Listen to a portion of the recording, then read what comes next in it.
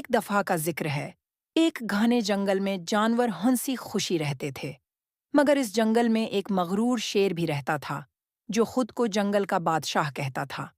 وہ روزانہ ایک جانور کو پکڑ کر کھا جاتا تھا اور باقی جانور خوف سے کانپتے رہتے تھے۔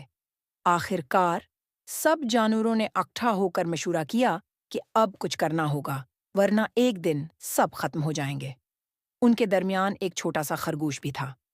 وہ بہت چالاک اور سمجھدار تھا۔ خرگوش نے کہا، اگر آپ لوگ چاہیں تو میں اس شیر کا علاج کر سکتا ہوں۔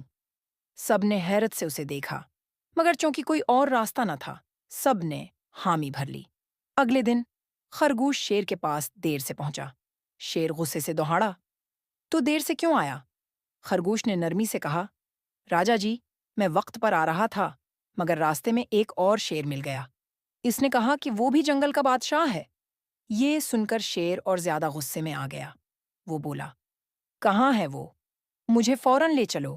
خرگوش اسے ایک تالاب کے پاس لے گیا اور کہا، یہ رہا وہ شیر، آپ پانی میں دیکھیں، وہ یہی چھپا ہوا ہے۔ شیر نے تالاب میں جھانکا اور اسے اپنی ہی عکس نظر آئی۔